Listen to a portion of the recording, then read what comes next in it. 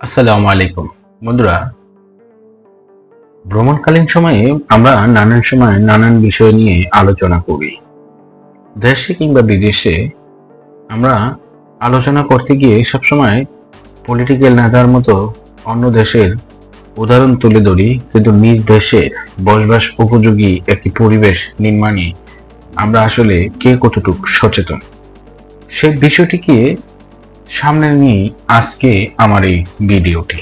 আশা করি আপনারা ধৈর্য সহকারে পাশে থাকবেন এবং দেশের সার্বিক পরিবেশ দূষণে নিজের অবশ্যই ভূমিকা রাখবেন। বাংলাদেশের বর্জ্য দূষণের অন্যতম কারণ এর ব্যবস্থাপনার ত্রুটি। উন্নত দেশগুলোতে যে ত্রুটিহীনভাবে বর্জ্য ব্যবস্থাপনা করছে তা নয়, তবে শিল্পোন্নত দেশগুলো বর্জ্যকে পুনরায় ব্যবহার করার প্রয়োজনীয় পদক্ষেপ নিয়েছে। বাংলাদেশের কলকারখানার যাবতীয় বর্জ্য খাল, বিল, নদ নদী এমনকি খোলা আকাশের নিচে ফেলে রাখা হয়। নগরবাসীর ময়লা আবর্জনাগুলো রাস্তার পাশে যেখানে সেখানে ফেলে রাখা হয়। গ্রামগঞ্জে এই দৃশ্য দেখা না গেলেও শহরাঞ্চলে চোখে পড়ে অহরহ। এই বিষাক্ত বর্জ্য আমাদের পরিবেশকে বিপন্ন করে তোলে। বর্জ্যধারক অস্থায়ীভাবে বর্জ্য সংরক্ষণের জন্য একটি পাত্র, যা সাধারণত শক্ত ধাতু বা প্লাস্টিকের সাহায্যে তৈরি করা হয়। কিছু সাধারণ ময়লা, ধুলোবিশেষ, আবর্জনা সহ যে কোনো উচ্ছিষ্ট অংশ থেকে পরিবেশকে পাত্রের মাধ্যমে পরিষ্কার পরিচ্ছন্ন রাখা যায়। বাংলা ভাষায় একটি আবর্জনার ঝুড়ি বা ময়লার ঝুড়ি বা বিন হিসেবে পরিচিত। আমেরিকান ইংরেজি ব্যবহারে ট্রাশ বা ক্যান হিসেবে এটি পরিচিত। গার্বেজ বলতে বিশেষ করে খাদ্য বর্জ্যকে বা সাধারণভাবে পৌরসভার কঠিন বর্জ্যের উল্লেখ করতে পারে। 1875 সালে প্রথম বাড়িতে আবর্জনা এই পদ্ধতি সংরক্ষণ করে ফেলে দেওয়ার প্রথা ব্রিটেনে চালু করা হয়। সিঙ্গাপুর যেভাবে পরিবেশ এবং উন্নত দেশে রূপান্তরিত হয়েছে, অর্থনৈতিক সমৃদ্ধির পাশাপাশি পরিচ্ছন্ন দেশ হিসেবে বিশ্বব্যাপী পরিচিত সিঙ্গাপুর। দেশটির কোথাও ময়লা আবর্জনা তো দূরের কথা, বালু কোনো চোখে পড়বে না আপনার। একটি দেশ যে এত উন্নত এবং পরিপাটি তা সিঙ্গাপুর না গেলে তা বুঝতে পারবেন না। নির্দিষ্ট স্থানে ডাস্টবিন রাখা হয়েছে, সেখানেই ময়লা ফেলা হয়। জানা যায় 50 বছর আগেও সিঙ্গাপুর এত উন্নত ছিল না, অথচ এখন এটি বিশ্বের উন্নত দেশগুলোর মধ্যে একটি। জানলে আরো অবাক হবেন, ছোট এই সিঙ্গাপুর চাষযোগ্য জমি নেই বললেই চলে। মাত্র 10% দেশে উৎপাদিত হয়, বাকিটা আমদানি করতে হয়। তারপরেও মাত্র 50 বছরে বিশ্বের অন্যতম সবুজ এবং পরিষ্কার শহরে রূপান্তরিত হয়েছে সিঙ্গাপুর। 1960 সালের দিকে সিঙ্গাপুর ছিল কদমার্ত নদী, দূষিত খাল ও বর্জ্য পানির অনিয়ন্ত্রিত প্রবাহ সহ একটি উন্নয়নশীল দেশ। শহরের অনেক অংশ ছিল বস্তি। তখনকার সময় দেশটির প্রথম প্রধানমন্ত্রী লি কুয়ান ব্যাপকভাবে সবুজায়নকে সমর্থন করে সিঙ্গাপুরকে একটি গ্রীষ্মমণ্ডলীয় উদ্যান নগরীতে পরিণত করার পরিকল্পনা প্রণয়ন করেন। এছাড়া সিঙ্গাপুর একটি ছোট দ্বীপ হওয়ায় সেখানে প্রাকৃতিক সম্পদের অভাব ছিল। কেন্দ্রীয় সরকার সম্পদগুলোকে দক্ষতার সঙ্গে ব্যবহার করার জন্য একটি পরিকল্পনা ও ব্যবস্থাপনা পদ্ধতি গ্রহণ করে। জানা গেছে, সিঙ্গাপুরের কেন্দ্রীভূত সরকার ব্যবস্থা তার বাসিন্দাদের শারীরিক, মানসিক সুস্থতা ও ভবিষ্যৎকে অগ্রাধিকার দেয়।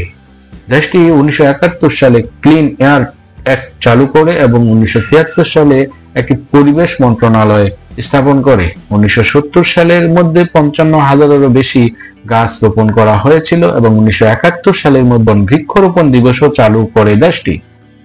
1975 সালে পার্কস অ্যান্ড ট্রিট অ্যাক্ট সরকারি ও বেসরকারি সংস্থাগুলোকে তাদের প্রকল্প ও বাসভবনগুলোতে সবুজায়নের জন্য জায়গা সংরক্ষিত করার অনুমতি দেয়। সিঙ্গাপুরের পরিবেশগত জ্ঞান বাড়ানোর জন্য ক্লিন অ্যান্ড গ্রিন ইউ ক্যাম্পেইনটি প্রতিষ্ঠিত হয়েছিল। বর্তমানে দেশটিতে গাছের সংখ্যা 1974 সালে 1,58,600 থেকে 2014 সালে প্রায় 1.4 মিলিয়নে উন্নীত করা হয়েছে। সিঙ্গাপুরে প্রায় 90% ম্যানগ্রোভ গাছ আছে। জানা গেছে 2030 সালের মধ্যে দেশটিতে প্রায় 1 মিলিয়ন গাছ লাগানোর লক্ষ্য নির্ধারিত হয়েছে। সরকার শহর রাজ্যের বন্যপ্রাণীর জন্য বাসস্থান এবং জীববৈচিত্র্য বাড়ানোর পরিকল্পনায় কাজ করে যাচ্ছে, যা মানুষের বসবাসের পরিবেশকে উন্নত করে। 1 মিলিয়ন ট্রি প্রকল্পের জন্য আন্তঃদেশীয় এবং ম্যানগ্রোভ উভয় বন পুনরুদ্ধার অন্তর্ভুক্ত আছে। ম্যানগ্রোভ অন্যান্য গাছের তুলনায় 3 থেকে 5 গুণ দ্রুত কার্বন সঞ্চয় করতে সাহায্য করে। প্রকল্পটি সিঙ্গাপুরকে বাতাস থেকে কার্বন নিঃসরণ কমাতে সাহায্য করবে। বিভিন্ন প্রচেষ্টার মাধ্যমে সিঙ্গাপুর বিশ্বের অন্যতম পরিবেশগতভাবে প্রগতিশীল অর্থনীতিতে পরিণত হয়েছে। জানা গেছে, এশিয়ার 4 ভাগ খ্যাত দেশগুলোর একটি হলো সিঙ্গাপুর। বাকি 3 দেশ হচ্ছে হংকং, দক্ষিণ কোরিয়া ও তাইওয়ান। সম্প্রতি বিশ্বের সবচেয়ে প্রতিদ্বন্দ্বিতামূলক অর্থনীতির র্যাঙ্কিং এ সিঙ্গাপুর শুধু হংকং, তাইওয়ান এবং দক্ষিণ কোরিয়াকেই নয়, যুক্তরাষ্ট্রকেও ছাড়িয়ে গেছে। অর্থাৎ এশিয়ার ওভারটেকেড টাইগার এখন শুধু সিঙ্গাপুর। দক্ষিণ পূর্ব এশিয়া এবং এই দ্বীপ রাষ্ট্রটির অর্থনৈতিক অগ্রগতির বিস্ময়কর। অর্থ, শিক্ষা এবং প্রযুক্তির সমন্বয়ে দেশটি হয়ে উঠেছে আধুনিক থেকে আধুনিকতর। পর্যটন এবং চিকিৎসা বিজ্ঞানে তাদের রয়েছে সাফল্য ঈর্ষাতীত। সিঙ্গাপুর ভ্রমণে তাদের উন্নয়ন প্রকল্পগুলো ঘুরে দেখার সুযোগ হয়েছে। সেখানকার রাতের জীবন, রেস্তোরাঁ, সাংস্কৃতিক আবহাওয়া সব মিলিয়ে একটি ঝকঝকে তকতকে যানজটমুক্ত আধুনিক শহর। সম্প্রতি বিশ্বের সেরা শহরগুলোর অন্যতম সেরা শহর হিসেবে তালিকায় নাম উঠে এসেছে দ্বীপ রাষ্ট্রটির। বর্জ্যকে রূপান্তর করা যায় সম্পদে। বিশ্বের জনসংখ্যা বৃদ্ধির পাশাপাশি আবিষ্কার, উদ্ভাবন ও প্রযুক্তিগত বিকাশ ব্যাপকভাবে লাভ করেছে। মানুষের প্রয়োজনের তাগিদেই এসব বিকাশ ঘটছে, তা নির্দ্বিধায় বলা যায়। তবে মানুষ প্রয়োজন মেটাতে গিয়ে তা যে মানুষের জন্য ক্ষতিও ডেকে আনে, সেটা নিশ্চয়ই কেউ অস্বীকার করবেন না। এক পরিসংখ্যানে দেখা যায়, একজন আমেরিকান প্রতিদিন গড়ে 101 কিলোগ্রাম বর্জ্য উৎপাদনের জন্য দায়ী। শিল্পোন্নত অন্য দেশগুলোর অধিবাসীরাও অধিক পরিমাণ বর্জ্য উৎপাদনের জন্য দায়ী, কারণ তারা বাংলাদেশের চেয়ে অনেক বেশি জিনিসপত্র ব্যবহার করে। সেই সঙ্গে বিশ্বব্যাপী নগরায়নের দ্রুত গতিতে এগিয়ে চলছে, ফলে বর্জ্য দূষণও বাড়ছে মাত্রার অতিরিক্তভাবে।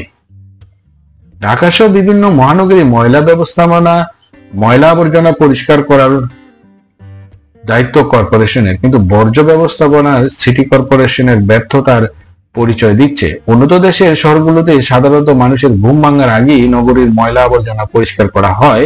মানুষ ঘুম থেকে জেগে আর ময়লা আবর্জনা দেখতে হয় না, কিন্তু বাংলাদেশে তার উল্টো। নগরীর বড় বড় রাস্তার পাশে দিনের পর দিন ময়লা আবর্জনা পড়ে থাকতে দেখা যায়। অনেক সময় দেখা যায় দিনে দুপুরে ময়লা আবর্জনা পরিচ্ছন্নতা অভিযান চলছে। শহরের ব্যস্ততম রাস্তা দিয়ে ময়লা আবর্জনা বহনকারী গাড়িটি গন্ধ ছড়িয়ে ছুটছে, আবার ময়লা আবর্জনা ফেলারও কোনো সুব্যবস্থাপনা নেই। শহরের এক পাশেই খোলা আকাশের নিচে ময়লাগুলো স্তূপ আকারে রেখে দেওয়া হয়, ফলে আশেপাশে বসবাসকারী জনগোষ্ঠীর জন্য এলাকাটি বসবাসের অযোগ্য হয়ে পড়ে। শুধু ঢাকা মহানগরীতে প্রতিদিন প্রায় 4000 টন বর্জ্যের স্তূপ জমে। এর ফলে 40% অর্থাৎ 40% বর্জ্য সিটি কর্পোরেশনের আহরণ করে। তবে তাও অস্বাস্থ্যকরভাবে পরিবহন করা হয় এবং অনিরাপদভাবে জমা রাখা হয়। এতে তার আশেপাশে পরিবেশ পুরোপুরি দুর্গন্ধময় হয়ে পড়ে। এছাড়া নগরীর সর্বত্র জমে থাকা বর্জ্য নগরীর পরিবেশকে আরো দুর্গন্ধময় করে তোলে। যদিও মহানগরীর বর্জ্য ব্যবস্থাপনার সার্বিক দায়িত্ব সিটি কর্পোরেশন, অন্যান্য কাজের চেয়ে এই কাজটির প্রতি বিশেষ গুরুত্ব দেওয়া আবশ্যক। কিন্তু দুঃখজনক বিষয় হচ্ছে, সিটি কর্পোরেশন এই দিকটির প্রতি কোনোই কমই নজর দেয়। এছাড়া এই বিষয়ে নগরবাসীর তেমন সচেতনতা নেই। ঢাকা সিটি কর্পোরেশনের পাশাপাশি বাংলাদেশের অন্যান্য সিটি কর্পোরেশনের চরিত্র বা চেহারাগুলো অনেকটা অবিকল সেই রকম। তারা সিটি কর্পোরেশনের নির্ধারিত স্থানে ময়লা আবর্জনা না ফেলে যেখানে সেখানে ফেলে রাখে। আবার অনেক সময় এই ময়লা আবর্জনা নিয়ে হয় মারামারির মতো রক্তক্ষয়ী সংঘর্ষ। এক্ষেত্রে অনেকে মরে যাওয়ার মতো ন্যাক্কারজনক ঘটনাও ঘটে। ময়লা ফেলার কন্টেনারে না ফেলে তারা আশেপাশে খোলা জায়গায় ফেলে রাখে। এর কারণে ময়লা আহরণ করা তাদের কষ্টসাধ্য হয়। এই বিষয়টি প্রতি সর্বমহলের সচেতনতা ছাড়া বর্জ্য ব্যবস্থাপনা শৃঙ্খলা আসবে কিনা। বড় বড় শিল্প, কলকারখানা, মাছ কোম্পানি ও ট্যানারির বর্জ্য নদী, খাল এবং বিলে ফেলা হয়। এই বিষাক্ত বর্জ্য নদী নালার পানিকে প্রতিনিয়ত করছে দূষিত। এতে নদী নালার মাছের যেমন মরণ দেখা দেয়, তেমনি নদী নালার পানি পান করে মানুষ নানান রকম রোগ ব্যাধিতে আক্রান্ত হয়। বর্জ্য দেশের সার্বিক পরিবেশের উপর মারাত্মক প্রভাব ফেলে। খুলনার ভৈরব এবং রূপসায় দুই তীরে গড়ে ওঠা মাছ কোম্পানিগুলো সহ বিভিন্ন কলকারখানার বর্জ্য নদীতে ফেলা হচ্ছে। এতে ভৈরব ও রূপসা নদীর পানি দূষিত হচ্ছে। এক পরিসংখ্যানে দেখা যায় চট্টগ্রাম মহানগরীতে কোনো পয়ঃনিষ্কাশন ব্যবস্থা না থাকায় প্রতিদিন গড়ে 1200 থেকে 1500 টন কঠিন এবং তরল বিষাক্ত বর্জ্য সরাসরি কর্ণফুলী নদীতে গিয়ে পড়েছে। এতে নদীর পানি বিষাক্ত হয়ে পড়ার মৎস্য এবং জলজ প্রাণীর অস্তিত্ব হুমকির সম্মুখীন। এ কারণে নগরবাসীর সুপেয় পানির প্রধান উৎস সারফাস্টার বা ভূ উপরিভাগের পানি ব্যবহারের সুযোগ নষ্ট হয়ে যাচ্ছে। অপর এক সমীক্ষা রিপোর্টে দেখা যায় সমুদ্র এবং উপকূলীয় এলাকা, শিল্পাঞ্চল ও চট্টগ্রাম মহানগরীতে পরিবেশের দূষণ মাত্রা আশঙ্কাজনক হারে বাড়ছে। চট্টগ্রাম বন্দরে বছরে প্রায় 1200টি মালবাহী জাহাজ এবং 40 থেকে 50টি তেলবাহী জাহাজ চলাচল করে। এছাড়া হাজারেরও বেশি লঞ্চ, ট্রলার ও ইঞ্জিন চালিত নৌকা চলাচল করে। এসব জাহাজ, লঞ্চ এবং ট্রলার থেকে বিপুল পরিমাণ তেল বঙ্গোপসাগরে পড়ে। সমুদ্র উপকূলীয় বাটিয়ারি, ফৌজদারহাটে প্রায় অর্ধশত শিপ ব্রেকিং ইয়ার্ড রয়েছে। এই ইয়ার্ডগুলো যে পরিমাণ জাহাজ কাটা হয়, সেসবের তেল, লুব্রিক্যান্ট, মোবিল ইত্যাদি সাগরে ফেলা হয়। বিদেশি জাহাজ অনেক সময় গোপনে এসে বঙ্গোপসাগর এলাকায় তাদের বর্জ্য ফেলে যায়। এতে সাগরের মৎস্য সম্পদের উপর বিরূপ প্রভাব ফেলছে। সীতাকুণ্ডের পরিবেশ দূষণ মারাত্মক পর্যায়ে গিয়ে ঠেকেছে। বিভিন্ন শিল্প কারখানা, যানবাহন, ইটের ভাটা থেকে নির্গত কালো ধোঁয়া এবং বর্জ্য পদার্থ পরিবেশকে পিষিয়ে তুলছে। বিশেষ করে জাহাজ ভাঙা কারখানার বর্জ্য নিক্ষেপে সমুদ্র উপকূলীয় মৎস্য শূন্যতা দেখা দিয়েছে। এছাড়া মলমূত্র ত্যাগ এবং জবাই করা গরু, ছাগলের বর্জ্যেরও পরিবেশ দূষিত হচ্ছে। শিল্প বিপ্লবের পর থেকে সারা বিশ্বের উন্নয়ন ঘটেছে দ্রুত গতিতে। এতে তড়িৎ উন্নতি হচ্ছে শিল্পোন্নত দেশগুলো। এদের শিল্প কারখানা প্রায় প্রযুক্তি থেকে উৎপাদিত পণ্যের বিশাল ভোক্তা সৃষ্টি হচ্ছে তৃতীয় বিশ্বের গরিব দেশগুলোতে। এতে করে উন্নত দেশগুলোর অর্থনীতি আরো সতেজ সবল হচ্ছে, আর অপরদিকে তৃতীয় বিশ্ব আরো পরনির্ভরশীল হচ্ছে। এত গেল বৈষম্যের কথা। অপরদিকে শিল্পোন্নত দেশগুলো শিল্প কারখানাগুলোতে প্রতিদিন সৃষ্টি হচ্ছে মারাত্মক তেজস্ক্রিয় কিংবা বিষক্রিয়া সম্পন্ন বর্জ্য। এগুলোর পরিমাণ এবং ক্ষতিকর প্রভাব এত বেশি যে এগুলো নিয়ে হিমশিম খেতে হয় উন্নত দেশগুলোকে। নিজের পরিবেশকে বাসযোগ্য আর টেকসই রাখতে গিয়ে শিল্পোন্নত দেশগুলো তাদের উৎপাদিত বর্জ্য ঠেলে দিচ্ছে তৃতীয় বিশ্বের দেশগুলোর দিকে। বাংলাদেশ এর শিকার। অনেকে এর নাম দিচ্ছে বর্জ্য ঔপনিবেশিবাদ। পুরনো উপনিবেশিবাদ যেন নতুন রূপে জন্ম নিয়েছে। 90 দশকের শুরুর দিকে জার্মানির বন্দরনগরী হামবুর্জে শুল্ক কর্মকর্তাদের তল্লাশির সময় নির্মাণ সামগ্রী বোঝাই কার্গো জাহাজে পাওয়া যায় প্রচুর পরিমাণ রাসায়নিক আবর্জনা। এর আগেও ধরা পড়েছিল এরকম বর্জ্য, যা এসেছিল তৃতীয় বিশ্বের দেশগুলো থেকে। পূর্ব ইউরোপ এবং তৃতীয় বিশ্বের শিল্প বর্জ্য রপ্তানির ক্ষেত্রে হামবুর্গ প্রধান পথ বলে মনে করা হয়।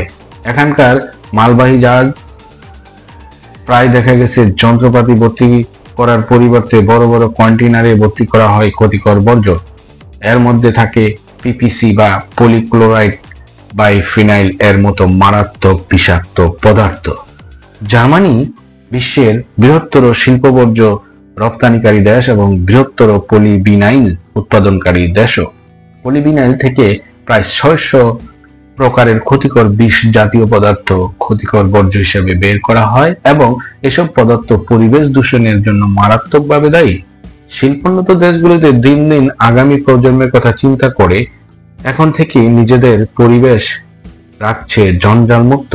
অপরদিকে দুর্বল আইন, ক্ষুধা, দরিদ্র আর অর্থনৈতিক দৈন্যদশার কারণে সামান্য আর্থিক প্রলোভনে তৃতীয় বিশ্বের দেশগুলো সহজেই গ্রহণ করছে এসব বর্জ্য। আর মজার ব্যাপার হচ্ছে, বর্জ্য আমদানি করতে গিয়ে তৃতীয় বিশ্বের দেশগুলো পাচ্ছে বৈদেশিক মুদ্রাও। বর্তমানে প্রধান বর্জ্য আমদানিকারক দেশ হচ্ছে পোল্যান্ড, হাঙ্গেরি, রোমানিয়া এবং রাশিয়া। এছাড়া আর্জেন্টিনা, ভেনেজুয়েলা এবং ব্রাজিলও বর্জ্য আমদানিকারকদের শীর্ষ তালিকায় রয়েছে। দক্ষিণ এশিয়ায় ভারত, বাংলাদেশ, পাকিস্তানও উন্নত বিশ্বের শিল্প বর্জ্যের ডাম্পিং গ্রাউন্ড হিসেবে পরিচিত। বাংলাদেশের জাহাজ ভাঙা শিল্প এদেশে ক্ষতিকারক শিল্প বর্জ্য ডাম্পিং এর একটি উৎস। প্রতি বছর টনকে টন দূষিত বর্জ্যসহ পুরনো জাহাজ এসে নোঙ্গর করে চট্টগ্রামের সীতাকুণ্ডের জাহাজ ভাঙার জন্য। জাহাজ ভাঙতে গিয়ে বিভিন্ন বর্জ্য নিক্ষেপ করা হচ্ছে সাগরে। এতে বিপর্যস্ত হচ্ছে উপকূলীয় জলীয় পরিবেশ এবং ওই অঞ্চলের জনস্বাস্থ্য। একদিকে প্রতিদিন প্রচুর পেস্ট যুক্ত হচ্ছে ওই অঞ্চলের বাতাসে। পিভিসি পোড়ানোর কারণে বাতাসে মিশছে ড্রাই অক্সিন আর পানিতে জমছে টনকে টন তেল। সব মিলিয়ে আজ বিপন্ন এই অঞ্চলের পরিবেশ এবং বিলুপ্ত হচ্ছে ম্যানগ্রোভ বন। একদিকে শিল্পোন্নত দেশগুলোর দরিদ্র দেশগুলোকে তাদের দেশে আবর্জনা ভস্মীকারক চুল্লি নির্মাণের জন্য আর্থিক সহায়তা দেওয়ার কথা বলছে, আর ভস্মীকারক চুল্লি নিজেই একটি পরিবেশের দূষক। এতে করে ক্ষতিকারক বর্জ্যের দূষণ আর ভস্মীকরণের কারণে বায়ু দূষণ দুটি চলে সমান তালে, ফলে ক্ষতিগ্রস্ত হবে তৃতীয় বিশ্বের দেশগুলো। হামবুস ইনস্টিটিউট অব সোশ্যাল রিসার্চের মতে শিল্প জঞ্জাল রপ্তানির এই প্রক্রিয়াটি একটি নতুন ধরনের ঔপনিবেশবাদ। বিভিন্ন আবর্জনা ব্যবস্থাপনা সংস্থা এবং ঔপনিবেশবাদে সহায়তা করছে। এসব সংস্থা 1 টন বিষাক্ত বর্জ্য ব্যবস্থাপনার নামে হাতিয়ে নেওয়া হয় হাজার হাজার ডলার আর অপসারণের নামে পাঠিয়ে দেয় তৃতীয় বিশ্বে। যে বর্জ্য কেনাবেচার বাজার চলমান আছে, এটি আর অস্বীকার করার কোনো সুযোগ নেই। পরিবেশগত ন্যায় বিচারের দিক থেকে চিন্তা করলে ধনী দেশগুলো তাদের বর্জ্য এভাবে দরিদ্র দেশগুলোতে ঠেলে দেওয়ার ব্যাপারটি আপত্তিকর। বিশ্বব্যাপী বর্জ্য বাজারের পেছনে যে আরো অনেক গল্প আছে সেটি হয়তো অজানাই থেকে যায়। বৈশ্বিক বর্জ্য বাণিজ্য বহু বিলিয়ন ডলারের শিল্প। বন্ধুরা, আমরা বর্জ্য ব্যবস্থাপনার এক জাতাকলে সেই 200 বছরের শাসনের অন্য কৌশলে শোষিত হচ্ছে। আমাদের দেশ মেধা, দক্ষতা এবং চরম দেশপ্রেমের প্রতি অনীহা, সর্বোপরি দুর্নীতির কারণে বারবার পিছিয়ে পড়া একটি দেশ। 1993 সালে বিশ্বব্যাপী বর্জ্যের বাজার প্রসার লাভ করতে থাকে এবং 1998 সাল থেকে 2016 সাল এই সময়ের মধ্যে বিশ্ব প্লাস্টিক বর্জ্য বাজারের প্রায় অর্ধেক আমদানিকারক দেশ হচ্ছে চীন। জাতিসংঘের পণ্য বাণিজ্যের তথ্য ভান্ডারের মতে 2017 সালে বিশ্বে প্লাস্টিক বর্জ্য রপ্তানি এবং আমদানিকারক মূল্য ছিল যথাক্রমে 4.50 বিলিয়ন এবং 6.10 বিলিয়ন ডলার। বর্জ্য বাণিজ্যে নিয়ে দেশসমূহের মধ্যে দ্বন্দ্বের ঘটনা ঘটেছে প্রায়শই। 2019 সালে ফিলিপাইন এবং কানাডার মাঝে অসন্তোষ সৃষ্টি হয় বর্জ্য নিয়ে। 2013 এবং 2014 সালে বৈশ্বিক বর্জ্য পুনর্ব্যবহার বাণিজ্যের অংশ হিসেবে ফিলিপাইন কানাডা থেকে যে পরিমাণ ব্যবহারযোগ্য বর্জ্য আমদানি করেছিল তাতে মেশানো অবস্থায় পাওয়া যায় পুনর্ব্যবহারের অযোগ্য বর্জ্য। এ কারণে ফিলিপাইন 69টি কন্টেইনার কানাডায় ফেরত পাঠায়। তবে এর কেন্দ্রবিন্দুতে ছিল চোরাচালানের মতো বিষয়। দুই দেশের মধ্যে পরিস্থিতি স্বাভাবিক হতে কয়েক বছর সময় লেগে গেছে। 2009 সালে ব্রাজিল এবং যুক্তরাজ্যের মাঝে এরকম আরেকটি পরিস্থিতির সৃষ্টি হয়। সেখানে যুক্তরাষ্ট্র থেকে 89টি কন্টেইনার বিষাক্ত বর্জ্য পাঠানো হয় ব্রাজিলে। 1992 সালে সম্পাদিত আন্তর্জাতিক চুক্তি বেসেল কনভেনশন দেশ সময়ের মধ্যে ক্ষতিকর বর্জ্য হস্তান্তর এবং নিষ্কাশন করা নিষিদ্ধ। এক্ষেত্রে বেসেল কনভেনশনের নিষেধ অনেকেই মানা হয়নি। পরিবেশবাদী সংস্থা গ্রিনপিস বরাবরই এই ধরনের বর্জ্য রপ্তানির সমালোচনা করছে এবং বলছে তৃতীয় বিশ্বের সকল ক্ষতিকারক বর্জ্য রপ্তানি রোধে কার্যকর আইন কিংবা পন্থা না থাকায় এই প্রক্রিয়া বন্ধ হচ্ছে না। ফলে শিল্পোন্নত দেশে শিল্প বর্জ্যের আস্তাকুল হিসেবে পরিণত হচ্ছে তৃতীয় বিশ্বের দেশগুলো, তার মধ্যে বাংলাদেশ অন্যতম। বিভিন্ন কেলেঙ্কারির শিকার আর নিজেদের ভবিষ্যতের কথা চিন্তা করে বর্জ্য শিল্পের তথাকথিত স্বর্ণদুয়ার আফ্রিকা এই ধরনের বর্জ্য আমদানি ইতিমধ্যে বন্ধ করে দিয়েছে। মূল সমস্যা হলো শিল্পোন্নত দেশগুলো জানে না তাদের উৎপাদিত এসব বর্জ্য কোথায় নিয়ে যেতে হবে এবং সেখানে ফেলে দিতে হবে, সেখানকার অবস্থাই বা কি হবে। যেমন এরকম লোক যখন তার নষ্ট হওয়া টেলিভিশন সেটটি ফেলে দেয়, তখন সে ভেবে দেখে না যে এটিতে 4360 রকমের রাসায়নিক পদার্থ রয়েছে এবং ওগুলো কারণে পরিবেশ মারাত্মকভাবে ক্ষতিগ্রস্ত হতে পারে। হাজার রকমের জঞ্জালের শেষ গন্তব্যস্থল হিসেবে পরিণত হচ্ছে দরিদ্র দেশগুলো। এতে করে মারাত্মকভাবে দূষিত হচ্ছে এসব অঞ্চলের মাটি, পানি এবং বায়ু। দিন দিন বিরাট হুমকির সম্মুখীন হচ্ছে এসব দেশের মানুষের অস্তিত্ব। তবে আশার কথা, বর্জ্য দিয়ে জীবনের জন্য হুমকি হয়ে দাঁড়াচ্ছে সেটা অনুধাবন করতে পারছে তৃতীয় বিশ্বের দেশগুলো এবং উন্নত বিশ্ব থেকে বিভিন্নভাবে পাঠানো এসব বর্জ্যকে না বলে দিচ্ছে। চীনের প্লাস্টিক বর্জ্য আমদানিকারকের উপর নিষেধাজ্ঞা, ফিলিপাইনের বর্জ্য ফেরত দেওয়া, মালয়েশিয়ার বর্জ্য আমদানিকারীতে নিরসিত করার পরিকল্পনা, পরিবেশ এবং স্বাস্থ্য সচেতনতার প্রতি মানুষের মনোভাব যে দিন দিন জোরালো হচ্ছে তা প্রকাশ পায়। বন্ধুরা, আজ এই পর্যন্তই। ভিডিওটি যদিও বড় হয়েছে, তবে বর্জ্য ব্যবস্থাপনা নিয়ে এই ভিডিওটি করার ইচ্ছা ছিল আমার প্রায় 2 বছর আগে। এই রেকর্ডিংটি আরো 2 বছর আগে করা হয়েছিল, তাই আজ সময় পেয়েছি আপনাদের জন্য এটা উপস্থাপন করলাম। যদি ভালো লাগে লাইক, কমেন্ট, শেয়ার করবেন এবং চ্যানেলটি সাবস্ক্রাইব করবেন। আল্লাহ হাফেজ।